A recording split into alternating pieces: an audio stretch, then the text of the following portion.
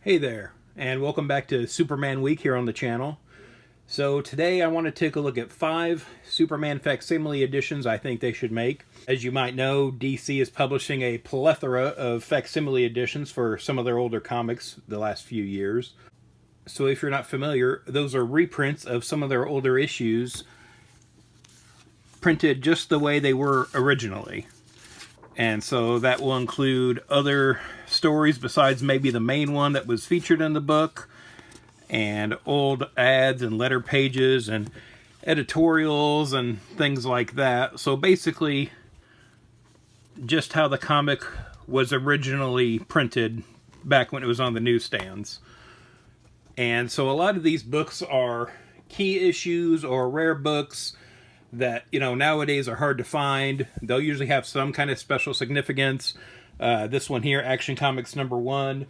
This is the first appearance of Superman. They've done this a couple times. This is the latest version they've done. That's the actual size that it was printed back in 1938. I do have a video looking at this specific issue on my channel, so if you want to go back and take a look at that, you can. But so while they print all of these, every month there's new ones coming out, I think there's a few that, we could still have and that would be good additions to this sort of collection. So I'm going to take a look at those now and let me know what you think. I did a similar video to this last year for Batman Week where I look at 5 Batman facsimiles I wish they would make, and one of them got made. So I doubt that was because of my video, but you never know. We'll see if any of these turn up on DC's schedule. And so number 1 I have on the list is Superman #9, and this is from John Byrne and Carl Kiesel. This is from 1987 when John Byrne rebooted Superman. And so as you can tell from the cover here, we have a story with Superman meeting the Joker. Now this is a fun story, and again, it's kind of nice to see Superman taking on, one of Batman's villains. And, we have this explosive robot that shows up. But there's a fun thing this story does where Joker has planted bombs all over Metropolis, sealed in lead. So there's this weird misconception about how lead works with Superman's X-ray vision. And Superman kind of explains it here at the end, saying that lead doesn't mean it's invisible to him. It means it stands out like a sore thumb when he blankets the city with his X-ray vision. So he saw where the bombs were almost immediately. So again, we've got a decent story here and kind of a fun explanation of how Superman's powers work. Now, the reason I think this should be a facsimile is because the first story in this book, but also the backup story we have here. And so I don't know, we have this sign here saying Metropolis 900 miles. I'm assuming that is the name of this backup story, but I'm not 100% on that. This might just be untitled, I'm not sure. But what we have is Lex Luthor traveling around and stopping at this diner. He gets into a conversation with this waitress here and basically says he will take her away from here. That she can come live with him and he will make all her dreams come true, basically. But he tells her that she basically has 10 minutes to make up her mind and he'll be waiting in his car. So now this woman has a life of her own, she has a family, but she's kind of discussing it with her coworkers here, and some of them are for it, some of them are against it, but it is really sort of like a temptation kind of scheme on Luthor's part here. So then the waitress calls her husband and starts talking to him, but she hangs up the phone, and this other woman tells her that he's left, and she's kind of left staring at the blank parking lot. And Luthor's driver tells him that he almost waited the whole 10 minutes this time. So it really is just sort of like a temptation scheme on Luthor's part, because now this woman's going to wonder what would she have done, for her entire life, theoretically. And it really is just showing Luthor as sort of like a devil kind of character. Probably one of the worst things he's done in a story. But I feel like people kind of knew about this story years ago, but there's been so many Lex Luthor stories since. I feel like this one doesn't get talked about as much anymore. And again, it's not part of an overarching storyline or anything like that. It's a backup in this book, which also has a good story to start with. So I feel like this makes this a really good candidate for a facsimile edition. Now, the second story I want to talk about is Superman number 76. And so this is the first time that Superman and Batman teamed up together in a comic book. I've talked about this book, or this collection, before on here. I have a separate video talking about that because of a printing error that was done in this edition that I really would want them to fix if they do a reprint of this book too. So it's this opening caption here that's misprinted in this edition. Now, there hasn't been a facsimile edition of this, but there was a Millennium edition that DC did back in 2000. But again, that's 25 years ago now. So this is like an older story from the 50s where Batman and Superman end up on a cruise together and kind of figure out each other's identities. And while they had been in comic books before, there's the whole World's Finest series, which this is a collection of. For a long time, that book was a Superman story and a Batman story. It didn't become a team-up book till later. So this is the first time we actually have Superman and Batman working together. And so again, I think this is an important part of, superhero comics history. And, a book that I think probably gets overlooked because people probably assume that their first team-up was in World's Finest. So yeah, I think, again, it's an older story. It's, one issue.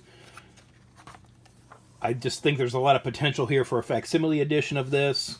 They've been doing some older Superman ones recently, so I feel like this is a no-brainer. I feel like it's a matter of time until we get this. I know David Cornsweet, that's playing Superman in James Gunn's new movie, just commented the other day about how he would like to kind of team up with Batman in the movies or be like a mentor to Robin. So I assume if that happens, this sort of will be on the table for that. A lot of potential here for variant covers and sketch covers and that kind of thing, so I feel like this one's pretty likely to get made at some point. So number 3 on my list is Superman number 170.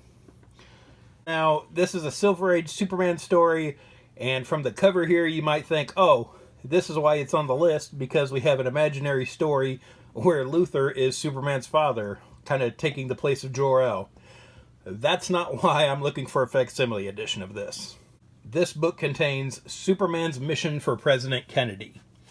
And so this is a comic book that was produced and was set to be printed shortly after President Kennedy's death. They pulled the story, and apparently then the next president, Lyndon Johnson, asked them to go ahead and publish it. So this is a story I've kind of read about growing up. I've, never seen a copy of this. I've never read this story. I surely don't own it. I couldn't even tell you what it goes for right now. This book in particular is not on DC Universe Infinite app, so I can't even read it there. So, technically there's no legitimate way to read this story right now.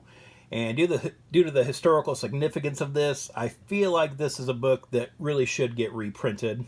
And I feel like this is one that's kind of been overlooked. This might be a case of like, nobody at DC knows the significance of this book right now, or, who knows? There just may not be the demand for this that there is for other sort of key issues. But again, I think this is just interesting historically as a Superman comic book.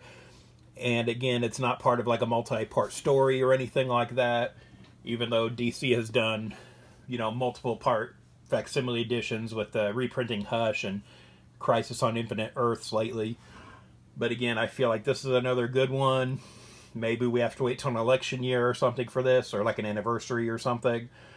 But yeah, I feel like this is another one that we should get someday. Now, the 4th issue on my list is Superman number 30. And again, this book isn't on the list for the cover story here, which again kind of features the classic love triangle of Superman, Clark Kent, and Lois Lane. But because that comic features the first appearance of the imp from the 5th dimension, Mr. Mxyzptlk. This is the only copy of the story I have, is in this Superman from the 30s to the 70s book, and unfortunately it's presented here in black and white. Not that the art looks bad, but Mxyzptlk is definitely a more colorful character, and you definitely want to see his story in color. But again, I feel like this is like a key issue, and it's a kind of well-known character from Superman's Rogues Gallery. And some of this issue was adapted into the episode of Superman the Animated Series that first featured Mr. Mxyzptlk. And again, I feel like people, if you haven't read this story, you wouldn't necessarily know that aspect of it. But again, it's just sort of like a fun Golden Age story. And, you know, it's a key issue featuring one of Superman's, you know, more popular villains. And again, you see the real kind of cartoony sort of depiction of him here. And we do get the having to say his name backwards to defeat him here in the first appearance even. So yeah, I feel like this is one, I would assume it'll probably take a media appearance of Mxyzptlk for this issue to get reprinted. I doubt there's any plans for him to be in a movie. Maybe if, you know, there's a cartoon adaptation of a story featuring him, like Whatever Happened to the Man of Tomorrow. You know, hopefully not something that bleak, but who knows, you know, some other story featuring him. I feel like he has to be on a TV show or a cartoon, though, for DC to kind of consider this, which is too bad because I think it's a great comic, one that would really be a fun addition to the collection. But yeah, we'll have to wait and see on that. Again, I don't think it's impossible for this to happen. I just feel like it's not very likely right now. So for the 5th entry on this list, I was going to say Action Comics 23, which is the first appearance of Lex Luthor. Now, however, DC beat me to the punch on that, because here we can see they have solicited a facsimile edition already of Lex Luthor's first appearance. Now, this will be out in August. I figured they would kind of rush it out in time for the movie, but here we are. So that one is on its way. So there's no point in me throwing that on a wish list here. So instead, I think we should take a look at Action Comics 660. So this is the death of Lex Luthor. And so this is in the 90s. This is in between the John Byrne run on the book and the death of Superman. And we've got a few years in there that I think we've got some really good stories that are overlooked. And so what the deal with this one is that Lex Luthor has been carrying around a kryptonite ring with him all the time for years, you know, to kind of kill Superman with. But it has given him cancer. You know, being exposed to that radiation for such a long time, that even though kryptonite doesn't affect people, you know, long-term exposure will. So at this point, Lex Luthor has already lost his hand. That's why we see him wearing the glove here in the story. And so we have Luthor kind of dealing with the diagnosis here. And so he makes this big show of he's going to be the test pilot for this new experimental rocket that his business is making. And so him and this co-pilot go on the run. Luthor ejects the co-pilot out of the plane. And then he crashes into a mountainside. And then we have Superman kind of finding out and kind of going out to check the scene. And we have all this rubble here. And Superman finds Luthor's body here. And so, you know, here at the end, we kind of have this sort of media reaction to Luthor, who, and you know, at this time is a very powerful, successful businessman. So this story led to one of the craziest villain returns in the 90s. Luthor's scientists clone him. They have a clone that has accelerated growth, so it's an adult, and they present him to the world as Lex Luthor Jr., and so they say that he's been living in Australia his whole life and that he was a secret child that Luthor kept hidden from the public. And it's like, it's a whole bunch of crazy stuff where he's a clone, but they put Luthor's brain into him. And the guy has got like a full head of red hair and a beard. He speaks an Australian accent. But, you know, he's Luthor's heir, so he's able to take control of all the companies and everything. And that lasted for, you know, quite a while there in the 90s in the Superman books. So, like, that was the version of Luthor we got during the Death of Superman story and some other key 90s moments with Superman and Lex Luthor. But, yeah, it all kind of starts here in this book. A lot of stuff with Luthor since then, too. A lot of good stuff. So, I feel like maybe this book has been kind of overlooked because of that. And, again, I feel like this is a story that modern readers, you know, younger readers, probably don't know about. Probably, you know, have no clue about Lex Luthor Jr. and all that craziness. So, I think this would be a good one to present a facsimile edition of too. And again, you know, a lot of these creators are still around, unlike some of the other choices on this list, so we could get variant covers from some of them. And, you know, I'm sure there's creators working now who read this kind of stuff growing up, so I think there's, you know, potential here for variant covers too and things like that. So those are my choices for 5 Superman facsimile editions I'd like to see. Do you think any of these will get made? I feel like a couple of them have a pretty good chance, but what do you think they should do? Are there any issues you'd like to see reprinted as facsimile editions? They're making them all the time, but, you know, as I'm showing here, there's still plenty to do. Let me know in the comments below what your wish list is, and be sure to come back all this week for more Superman videos, and thanks for watching. If you'd like to follow me on social media, I'm on Twitter/X @Detective651, also on Instagram @Detective651. Be sure to check out my t-shirt store at tpublic.com/user/Detective651. I've got a lot of nerdy designs on there, and there's sales all the time, so check it out frequently.